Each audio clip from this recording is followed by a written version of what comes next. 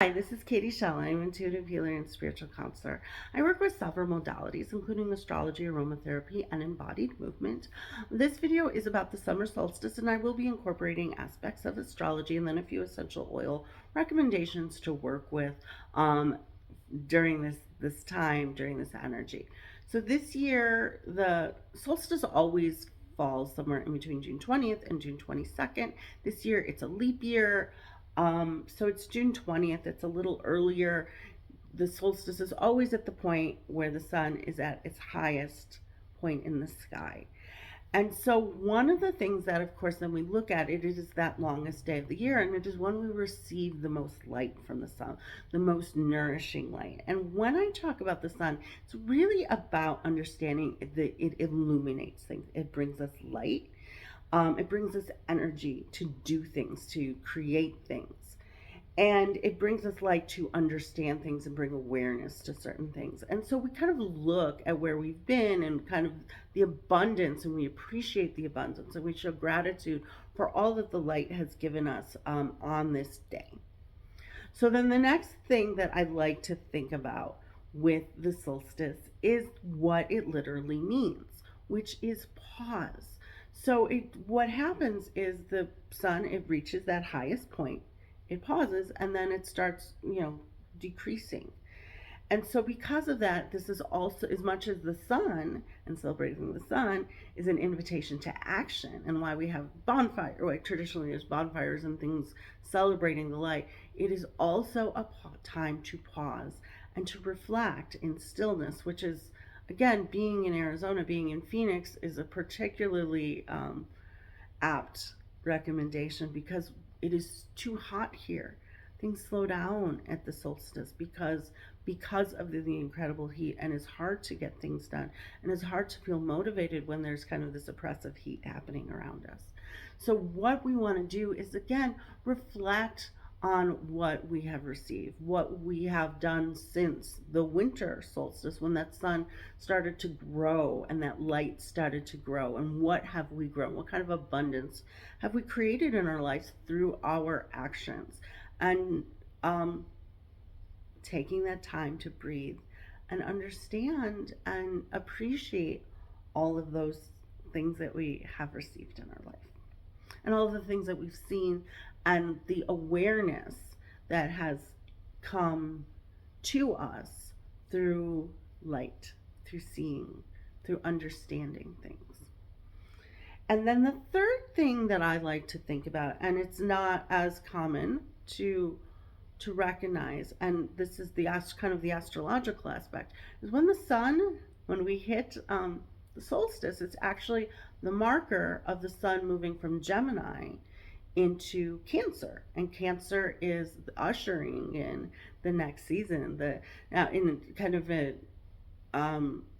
Shakespearean times, other times we would refer to this not as the first day of summer, but as midsummer. So when we think of the midsummer's night's dream, it's actually a solstice celebration where all things come alive and are possible.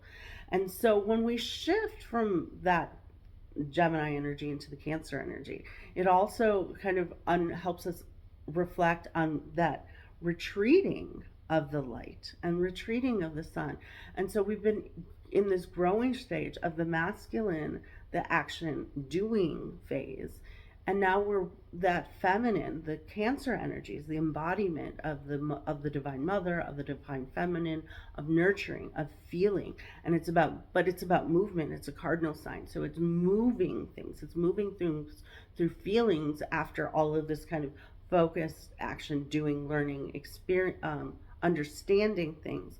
We come into the heart space, and we want to feel things a lot deeper.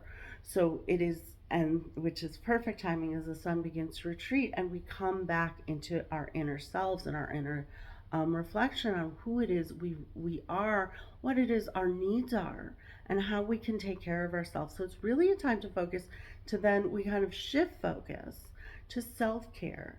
And everything is always about self-awareness, whether it's about light, which is showing us things, what to do, how to do, or nurturing inner light, inner self, inner feelings, which is about being. So remembering the feminine is about being, the masculine is about doing. And so we are in this we come out of this peak of the masculine, and we dive into this, and we dive into the deep waters of the feminine with Cancer. And this Cancer is ruled by the moon, so it's all of that really juicy feminine energy that is now brewing and alive and moving quickly through us.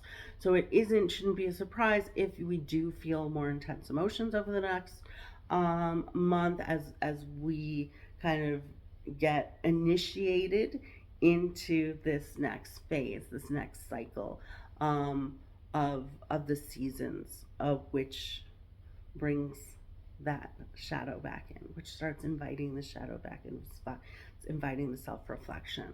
So some of the oils to work with are chamomile. Chamomile is bright and looks like the sun. It has that yellow center. So it's one that's traditionally associated with the solstice. I happen to, and then I did a recent video on essential oils to support moms. And the word chamomile actually has the word mom in it, and blue chamomile is matriarchal camellia, so it has that mothering energy. So I love how the blue chamomile especially itself reflects that duality of the masculine and the feminine that we come into, because it's always about those two things. It's about whether we're at an equinox where we're seeing those two pieces as equal, or we're at the solstices where we're seeing one has dominated for 6 months and has grown for 6 months, and then the other one is switch, and then we switch. And so it's that, and I like to think about the infinity sign, and that we're always moving from one extreme to the other, and crossing through the middle. And so that chamomile, especially again the blue chamomile, embodies both the feminine and the masculine, and that would be because it looks like the sun, but it embodies the feminine. The other ones I like to work with are mugwort. Mugwort is always about movement, and so it celebrates wherever we are. It helps push things that have been stuck. It helps push us into a new phase. It's very much related to water, and fluidity.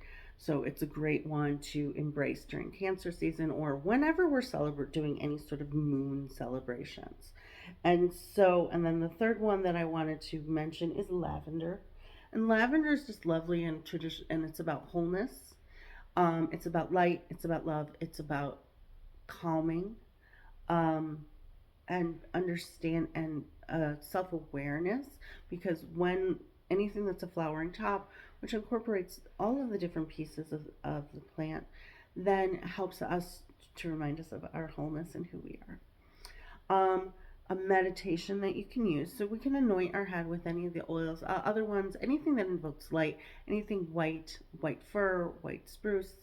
Heliochrysum means, there's Parmela. I'll include the list of this. And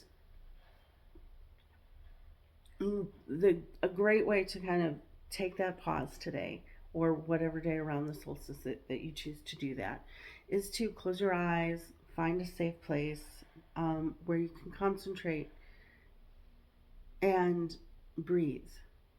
And just breathe into the center and allow yourself to be filled with light, and feel that light permeate through all of the cells in the body. And then allowing, as you feel that radiant light into all the corners, revealing the things that you need to see, asking for those revelations. Then you center it in the heart, and you center that light in the heart, and then you let that light then radiate around you and create a protective sort of aura, a protective light, protective bubble that then surrounds you and you carry with you everywhere you go, in order to attract the things that you love and ward off the things that are not for you. So just taking some time in that space, feeling that light within you, and then feeling that light surround you. Hope this helps. Have a great day.